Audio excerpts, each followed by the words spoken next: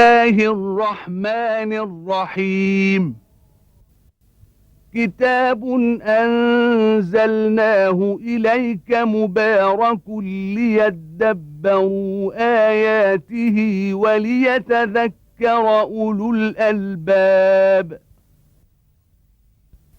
صدق الله العظيم.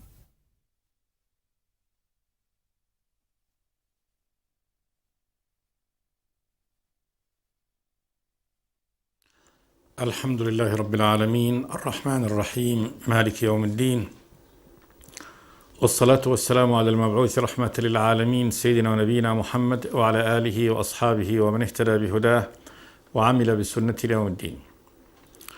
وبعد، فيقول الله تبارك وتعالى: إن قارون كان من قوم موسى فبغى عليهم وآتيناه من الكنوز ما إن مفاتحه لتنوء بالعصبة أولي القوة إذ قال له قومه لا تفرح إن الله لا يحب الفرحين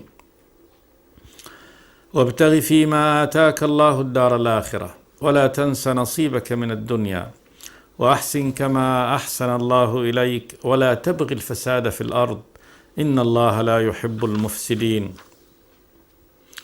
قال إنما أوتيته على علم عندي أولم يعلم أن الله قد أهلك من قبله من القرون من هو أشد منه قوة وأكثر جمعا ولا يسأل عن ذنوبهم المجرمون. فخرج على قومه في زينته قال الذين يريدون الحياة الدنيا يا ليت لنا مثل ما أوتي قارون إنه لذو حظ عظيم. وقال الذين أوتوا العلم ويلكم ثواب الله خير لمن آمن وعمل صالحا ولا يلقاها إلا الصابرون. يخبر سبحانه وتعالى في ختام هذه السورة، سورة القصص، عن قارون، ويقول جل وعلا: إن قارون كان من قوم موسى. قيل إنه ابن عم موسى عليه السلام، فهو من بني إسرائيل، فبغى عليهم، والبغي هو التطاول والعلو والظلم عليهم. وأنواع البغي التي كانت ذكرت هنا أولا من تفاخره عليهم وسيره في ركاب فرعون، ولعله كذلك كان من الشيوخ الذين يشون بأمر موسى وأمر الذين آمنوا معه إلى فرعون. فإن الذين آمنوا بموسى عليه السلام من قومه قد كانوا ذرية، كما قال جل وعلا: فما آمن لموسى إلا ذرية من قومه على خوف من فرعون وملئهم أن يفتنهم، يعني الملأ من بني إسرائيل. فلعله كذلك كان أيضا عميلا لفرعون ضد أمته وضد شعبه، فبغى عليهم. قال جل وعلا: وآتيناه من الكنوز ما إن مفاتحه لتنوء بالعصبة أولي القوة. آتيناه، أعطاه الله تبارك وتعالى من الكنوز. الكنز ما يكتنز، دائما يكتنز كل ذي قيمة من الذهب والفضة واللآلئ والجواهر وغير ذلك من الأشياء الثمينة. ما إن مفاتحه، مفاتيح هذه الكنوز لتنوء بالعصبة أولي القوة، حملها يعني لا يستطيع أن يحمل المفاتيح فقط، وليس الكنوز، مفاتيح هذه الكنوز تتعب وتثقل العصبة من الرجال أولي القوة. إذ قال له قومه لا تفرح، فرح بطر وعلو، إن الله لا يحب الفرحين بما أخذوه من هذه الدنيا، والذين يبطرون به ويرون أن هذا حظهم وهذا نصيبهم، فيفرح بذلك. وابتغي فيما آتاك الله الدار الآخرة، ابتغي، اطلب بما آتاك الله تبارك وتعالى من هذا المال الدار الآخرة، فإن أعظم ما يستثمر للآخرة المال الطيب، المال الصالح. نعم المال الصالح للعبد الصالح. وكما قال النبي: لا حسد إلا في اثنتين: رجل آتاه الله مالا فسلطه على هلكته في الحق، ورجل آتاه الله الحكمة فهو يقضي بها ويعلمها. فمن آتاه الله تبارك وتعالى مالا وسلطه على هلكته في الحق ابتغى به الدار الآخرة، فأنفق على نفسه وأهله بالمعروف، والنفقة على الأهل فيها أجر عظيم. دينار تنفقه على أهلك، ودينار تنفقه في سبيل الله، ودينار تنفقه على مسكين، أعظمها أجرا الذي تنفقه على أهلك.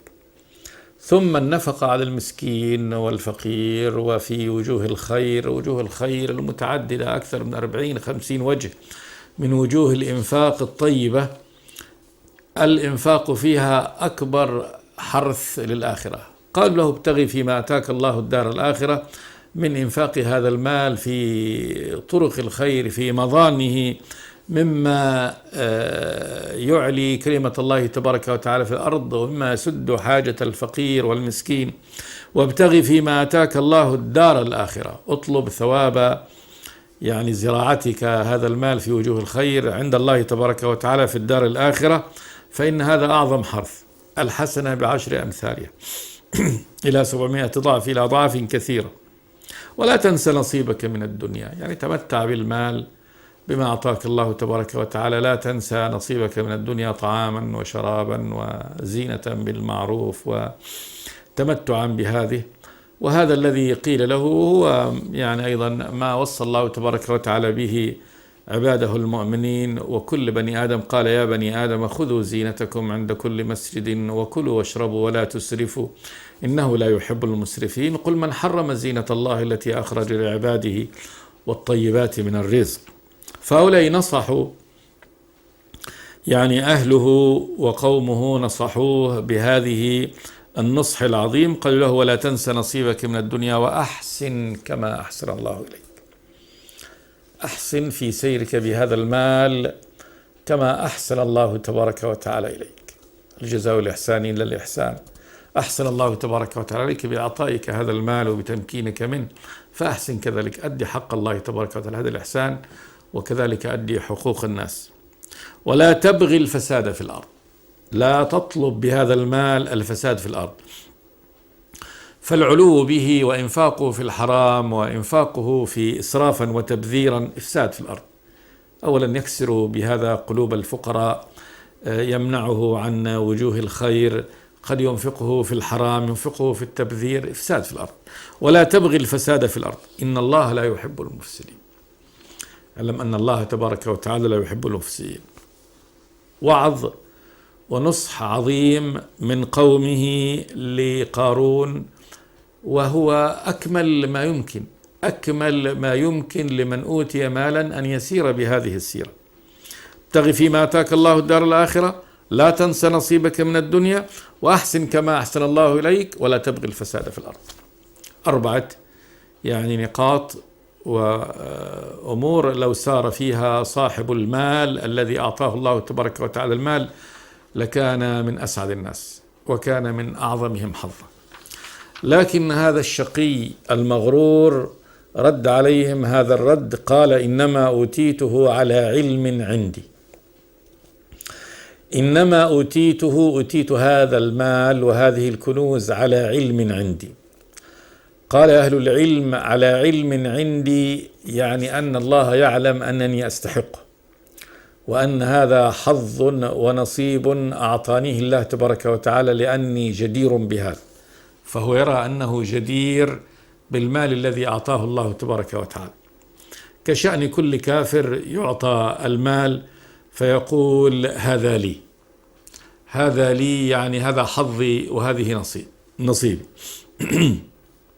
وكان قوم فرعون إذا جاءتهم الحسنة قالوا لنا هذه، فإذا جاءتهم الحسنة قالوا لنا هذه، وإن تصبهم سيئة يطيروا بموسى ومن معه. يعني لنا هذه، أن هذه حظنا ونصيبنا وأننا أعطيناه. أو على علم عندي، إنما أوتيته على علم عندي، يعني أني كسبت هذا المال بخبرتي وعلمي، وأنها يعني أنه له الحق في أن يتصرف بماله كما شاء، فهو الذي كسبه بخبرته وحذقه ومهارته وحرصه وفنه في جمع هذا المال وحفظه. إنما أوتيته على علم عندي. قال جل وعلا: أولم يعلم أن الله قد أهلك من قبله من القرون من هو أشد منه قوة وأكثر جمعا. لا شك طبعا قوله على علم عندي كذب، سواء كان على علم عندي أن الله تبارك وتعالى أعطانيه لحظي ونصيبي وأني أستحق وأني جدير بهذا، أو أني كسبته بما لي من حذق ومهارة، كل هذا كذب. فإن الله تبارك وتعالى هو معطيه وهو مستيه سبحانه وتعالى، ويعطي الله تبارك وتعالى المال للاختبار والابتلاء، وليس للجدارة ولليد، لأنه يستحق هذا فيعطي. لا، الله يعطي المال للصالح وغير الصالح، للمؤمن والكافر، إنما هو ابتلاء واختبار منه تبارك وتعالى، ونبلوكم بالشر والخير فتنة. قال: هذا من فضل ربي ليبلوني أشكر أم أكفر، ومن شكر فإنما يشكر نفسه ومن كفر فإن الله غني حميد. فهو ليس جدار واستحقاق. فأما الإنسان إذا ابتلاه ربه فأكرمه ونعمه فيقول ربي أكرمن، وأما إذا ابتلاه فقدر عليه رزقه فيقول ربي أهانن. كلا، ليس الأمر على هذا وهذا، فإنما إعطاء الله تبارك وتعالى المال لعبده المؤمن اختبار له وامتحان له، هل يشكر الله تبارك وتعالى ويعلم أن هذا فضله وإنعامه وإحسانه فيقوم بحق شكر الله تبارك وتعالى، أم يجحد ويعني يطغى ويكفر. وكذلك هذه الخبرة، الذي يقول أنا كسبت المال بخبرتي وبجهدي، ومن أين أتيت بهذه الخبرة؟ من معطيك إياها؟ من الذي مكنك من هذا؟ من الذي وهبك يعني هذه المقدرة؟ من الذي يسر لك هذه الأمور لتكسب على هذا النحو؟ كله بفضل الله تبارك وتعالى وإحسانه. فهذا كافر جاحد لربه سبحانه وتعالى، جاحد لإنعامه وإفضاله. قال: إنما أوتيته على علم عندي. لذلك قال جل وعلا: أولم يعلم أن الله قد أهلك من قبله من القرون من هو أشد منه قوة وأكثر جمعا. يعني من أمثال هذا المجرم الأفاك الكذاب الذي يقول أوتيته على علم عندي، ولا يذكر فضل الله تبارك وتعالى، ولا يقر ويعترف بأن هذا إنعامه وإفضاله سبحانه وتعالى. قال تبارك وتعالى: مثل هذا الكافر قد أهلك الله من أمثاله الكثير. أولم يعلم أن الله قد أهلك من قبله من القرون. القرون جمع قرن، والقرن الفئة التي يقترن بعضها بعض في جيل واحد. قرون الكفر من هو أشد منه قوة وأكثر جمع للمال. قال جل وعلا: ولا يسأل عن ذنوبهم المجرمون يوم القيامة، يهانون، حتى إنه لا يسأل عن ذنوبهم سؤال عتاب ولا سؤال، يعني طبعا استفهام الله لا يسأله، يستفهم منهم، وإنما يهان فيؤخذ إلى النار ويدع فيها دون أن يسأل. فيومئذ لا يسأل عن ذنبه إنس ولا جان. لكن لا ينفي هذا أن يعني يسأل سؤال الإهانة والتقريع والتوبيخ، ولكن سؤال أنه يعني يسأل عن ذنبه من باب أن يعاتب فيه وأنه لما قال هذا ولكان الأفضل أن يقول هذا، لا. ولا يسأل عن ذنوبهم المجرمون. فهذا المجرم الذي يعني كفر بالله تبارك وتعالى وأنكر فضله وإحسانه وأبى أن يسير في المال كما أمر الله تبارك وتعالى، وأن يتمتع به ما شاء في حدود ما شرعه الله تبارك وتعالى، بل له أن يتصرف فيه التصرف الذي يراه، لأنه هو مالكه وهو الذي كسبه على هذا النحو. فهذا المجرم الله تبارك وتعالى يقول هو وأمثاله يوم القيامة لا يسألهم الله تبارك وتعالى عن ذنوبهم، ولا يسأل عن ذنوبهم المجرمون. ثم شرع الله تبارك وتعالى يبين كيف أن الله تبارك وتعالى استدرجه إلى حتفه. قال جل وعلا: فخرج على قومه في زينته. فخرج على قومه أي متباهيا في زينته. الزينة كل ما يتجمل به من أنواع التجمل، من الثياب، من الخدم، من المراكب الفخمة، من الناس الذين أمامه، من الناس الذين خلفه، من موكبه وأبهته وعظمته. فخرج على قومه في زينته. قال الذين يريدون الحياة الدنيا، هذا خلاص يعني منظر يعني الدنيا بما يبتغيه الناس أصبح خلاص متمثل أمامهم في قارون بهذه الصورة. قال الذين يريدون الحياة الدنيا أي ولا يريدون غيرها، فقط يريدون الدنيا، يريد المتاع والزينة والفخامة والفخفخة وهديت. فهذا النموذج، فهذا نموذجهم. قالوا يا ليت لنا مثل ما أوتي قارون إنه لذو حظ عظيم. يا ليت تمنوا أن يكون لهم أي من الأموال مثل ما أوتي قارون، مثل الذي أعطيه قارون، إنه لذو حظ نصيب عظيم، له نصيب عظيم في هذه الدنيا. ولذلك هذا بدأ عنده هذه الكنوز العظيمة، وعنده هذه الزينة وهذا الزخرف وهذا التمكين وهذه الأبهة وهذه الفخامة. فهذا غاية ما يتمناه أهل الدنيا. لكن أهل العلم على الحقيقة، أهل العلم والإيمان المؤمنون بالحقيقة الذين آتاهم الله العلم، وقال جل وعلا وقال الذين أوتوا العلم ويلكم ثواب الله خير لمن آمن وعمل صالحا ولا يلقاها إلا الصابرون. ويلكم كلمة وعيد وتهديد لهؤلاء المغفلون الذين ظنوا أن هذا هو منتهى الآمال وهو منتهى التمني أن يكونوا مثل قارون. قال لهم ويلكم ثواب الله خير لمن آمن وعمل صالحا. ثواب الله في الآخرة يعني مجازاته عبده المؤمن على عمله الصالح خير من كل هذا. شنو هذا؟ ما هذا؟ هذا نعيم زائل. ثواب الله خير أخير لمن آمن وعمل صالحا. فالمؤمن بالله تبارك وتعالى الذي عمل عمل صالح وسيلقى جزاء ذلك عند الله تبارك وتعالى جنة وارفة الظلال ثابتة الأركان.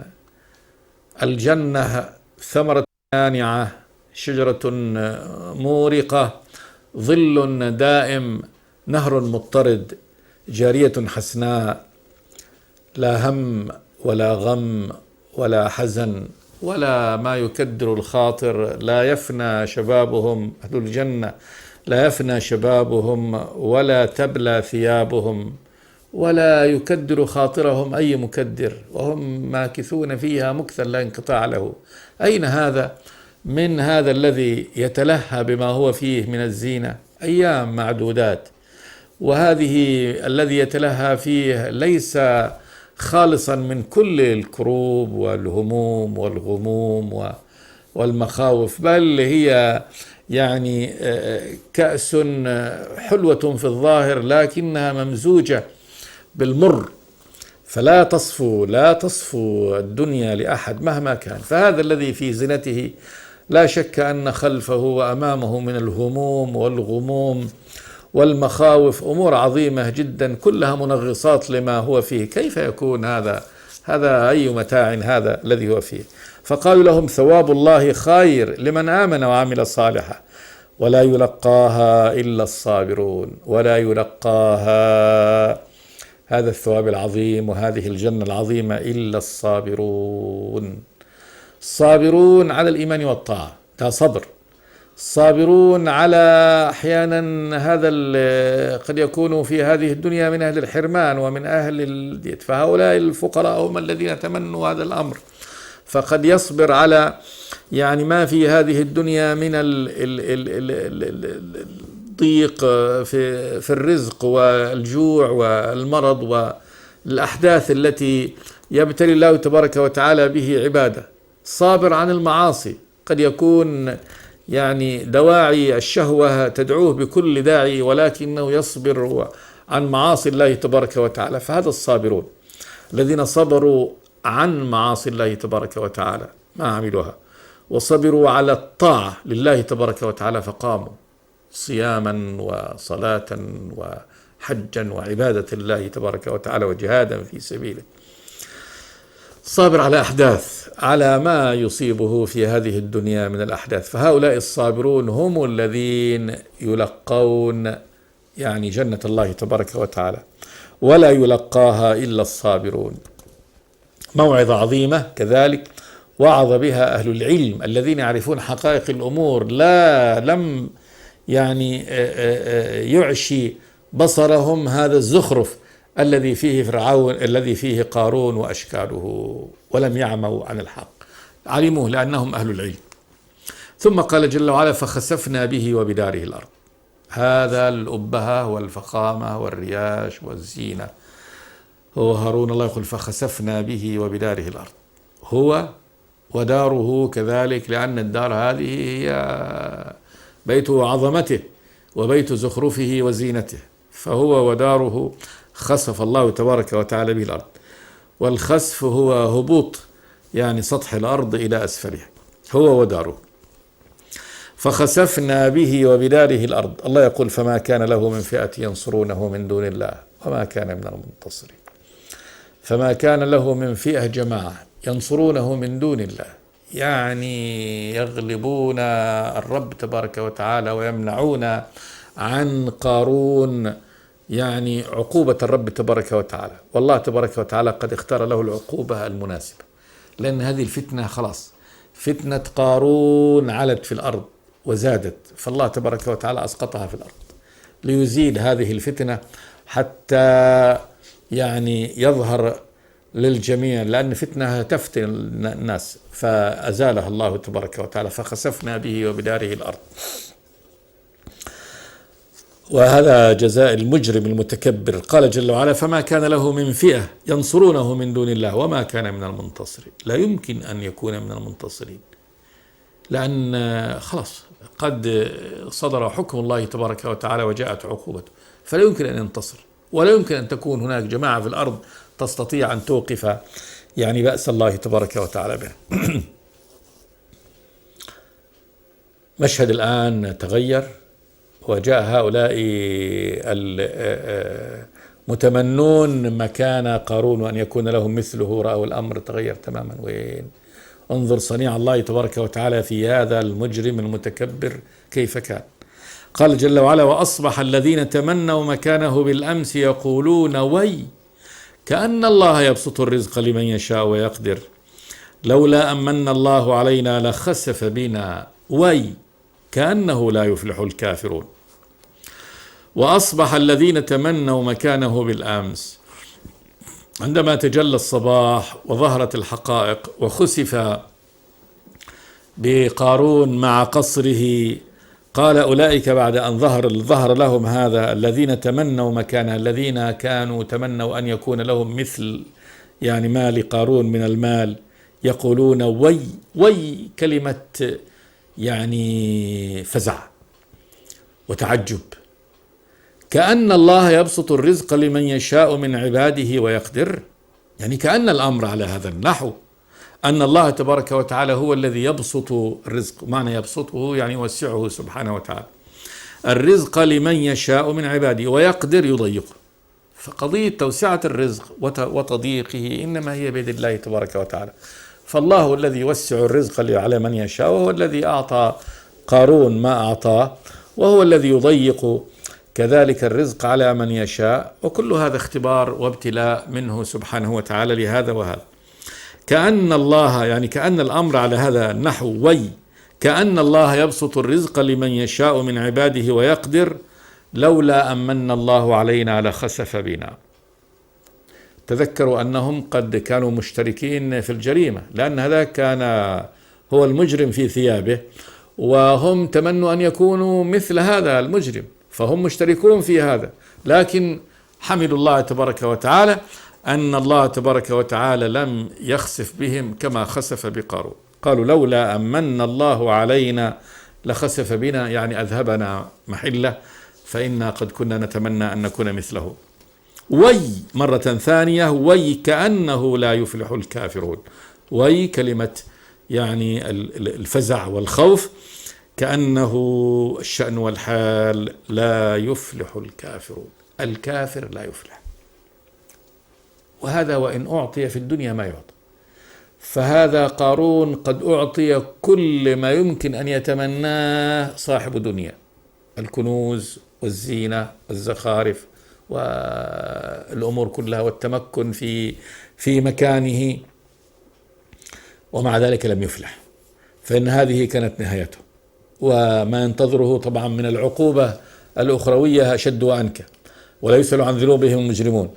فالكافر لا يفلح، والفلاح هو الفوز بالمطلوب الأكبر. لا يمكن أن ينال مطلوبه الأكبر، ومطلوب الإنسان الأكبر السعادة والأمن والرفاهية والبقاء والخلود، كل هذا لا يمكن أن يناله الكافر، بل الفلاح إنما هو لأهل الإيمان، والفلاح أهل الإيمان مفلحون، لأن الله تبارك وتعالى ينجيهم من أكبر مخوف وهو النار، ويسكنهم في أعظم مكان وهو الجنة، المكان الذي لا يبغون عنه حولا، لا يريدون أن يتحولوا عنه من جماله وحسنه وطهارته ونظافته وإشراقته والنعيم الذي جمعه الله تبارك وتعالى لأهله من كل ما يتخيل وما لا يتخيل. أعددت لعباد الصالحين ما لا عين رأت ولا أذن سمعت ولا خطر على قلب بشر.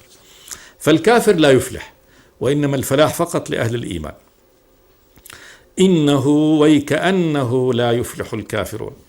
ثم قال جل وعلا: تلك الدار الآخرة. وتلك بالإشارة البعيد، لأنها أمر عظيم عالي الشأن، وهو بعيد لأن الطريق إليه طويل. تلك الدار الآخرة نجعلها للذين لا يريدون علوا في الأرض ولا فسادا. نجعل هذه الدار الآخرة، البقاء فيها والخلود فيها، يعني جنة الله تبارك وتعالى التي أعدها لأهلها، للذين لا يريدون علوا في الأرض ولا فسادا. هذه هي صفة من يجعل الله تبارك وتعالى لهم الفلاح، الذين لا يريدون علوا في الأرض. علو تعالي على الناس، مثل هذا قارون الذي تعالى على الناس بما أعطاه الله تبارك وتعالى، ورأى أن له فضل عليهم وأنه أعلى منهم وأنه أفضل منهم. فكل من يعني تعالى على الناس بشيء فهو ممن يريد العلو. حتى قال بعض أهل العلم: لو أنه افتخر بأن شراك نعله أفضل من شراك نعل الآخر فكذلك. وقد جاء في الحديث أن التعالي بأي شيء مما أعطى الله تبارك وتعالى العبد، بزخرفه، بزينته، بثيابه، بأي صورة من الصور، كما قال صلى الله عليه وسلم: لا ينظر الله يوم القيامة إلى من جر ثوبه خيلاء. فالذي يجر ثوبه فقط يختال بثوبه ويرى أنه أفضل على الناس بهذا الثوب، فهذا لا ينظر الله تبارك وتعالى إليه. فكيف بمن يختال بزينته، بزخرفه، بأي صورة من صور ما أعطاه الله تبارك وتعالى؟ فكل ما يعطى الإنسان في الدنيا إنما هي عطاء الله تبارك وتعالى، ولا يجوز لأحد أن يتعالى به عن الآخرين.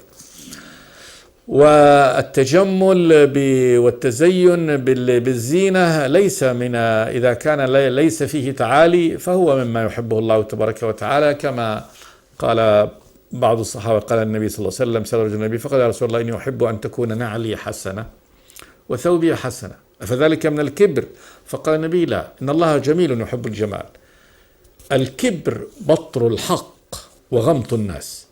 الكبر إما إنسان يعطى الحق فيأباه، كإبليس الذي أمر بالحق فأبى. وغمط الناس احتقارهم، فمن احتقر الناس ورأى أنه أعلى منهم بنسب، بمال، بزينة، بصورة أعطاه الله تبارك وتعالى صورة جميلة، فاحتقر من كان في صورة دونه ذميمة، لون غيره. فكل من تعالى رأى أنه له علو على الناس بأي صورة من الصور، هذا الذي يريد علو. الذين لا يريدون علوا في الأرض بأي شيء، حتى بالطاعة، لا يرى له أنه له يعني يتعالى بذلك، وإنما يعلم أن هذا فضل الله تبارك وتعالى ونعمته وهدايته. فالهدى هدى الله تبارك وتعالى، وهذا فضله ونعيمه وإعطاؤه لعبده المؤمن أن هداه سبحانه وتعالى ووفقه، فلا يرى يعني لنفسه فضل حتى بهذا. لا يريدون علوا في الأرض ولا فسادا. الفساد اللي هو كل ما هو ضد الصلاح. ففي ناس تريد العلو وفي ناس تريد الإفساد. الإفساد كاللص، فاللص لا يريد علو ولكنه يفعل الفساد. فاللصوصية والزنا وغير ذلك من كل المعاصي هذا الفساد. فالذين لا يريدون العلو والتكبر والتعالي ولا الفساد هؤلاء أهل الآخرة. تلك الدار الآخرة نجعلها للذين لا يريدون علوا في الأرض ولا فسادا. المعاصي كلها من الفساد، والعاقبة للمتقين. العاقبة النهاية المتقين، نسأل الله أن يجعلنا متقين. نقف عند هذا. أصلي وأسلم على عبد الله ورسوله محمد، وصلى الله وسلم على عبده ورسوله سيد الأولين والآخرين. بسم الله الرحمن الرحيم. كتاب أنزلناه إليك مبارك ليدبروا آياته وليتذكر أولو الألباب. صدق الله العظيم.